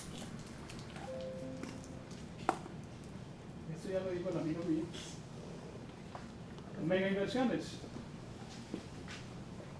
Artículo 235, mega inversiones. A partir del 1 de enero de 2020, los contribuyentes del impuesto sobre la renta y complementarios que realicen nuevas inversiones dentro del territorio nacional con valor igual o superior a 30 millones de VTs. ¿Cuántos son 30 millones de VTs?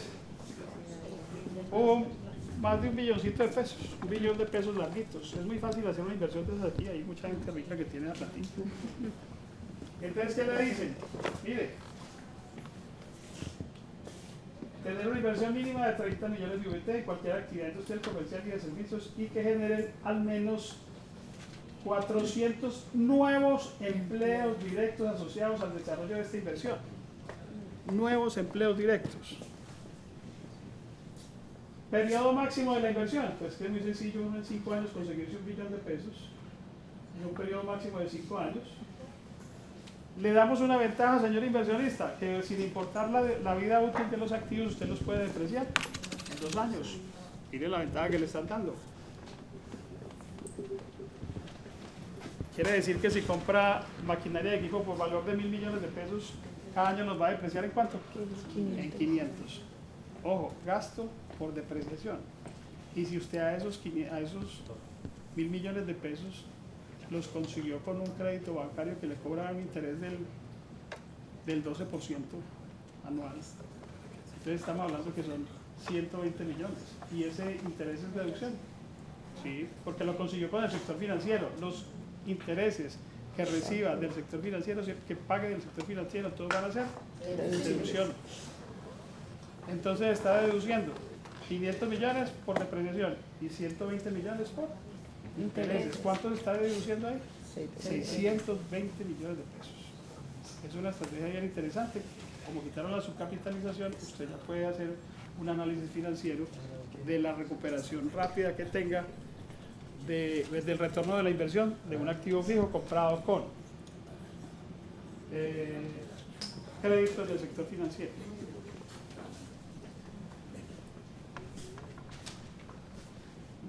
No tiene renta presuntiva y la tarifa del impuesto de renta es el 27%. No tiene que calcular impuesto al patrimonio. El periodo de inversión antes de enero del 2024 por 20 años. No aplica para empresas que estén dedicadas a la exploración y explotación minera ni yacimientos de petróleo y pueden tener contratos o tienen contratos de estabilidad jurídica.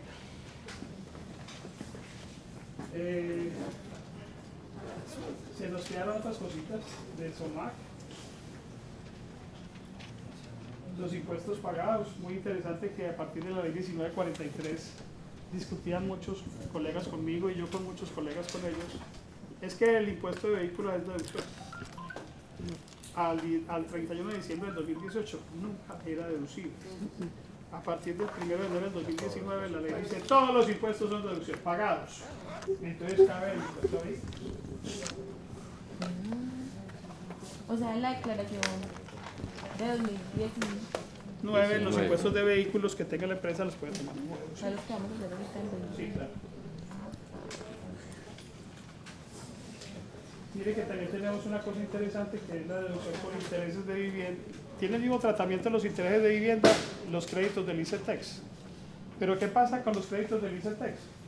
La vivienda hasta 1.200 VTs anuales y los intereses del ICETEX solamente hasta 100 VTs anuales, 3.500.000 pesos.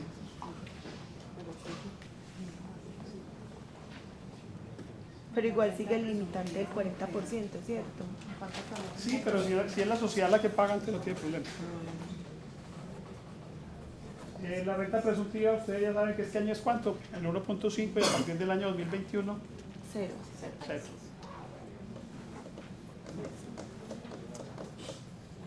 Aquí teníamos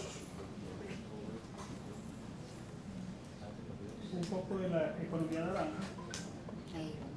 Requisitos para la economía naranja. Descuentos tributarios.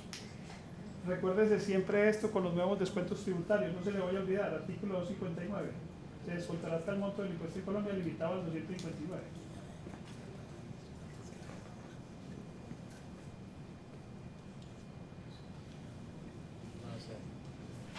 Y esto que tiene que ver con la firmeza de las declaraciones, este oficio es bien interesante porque todavía hay contadores que tienen inquietud o inseguridad o no tienen claro el concepto de que a partir de cuándo tiene firmeza la declaración.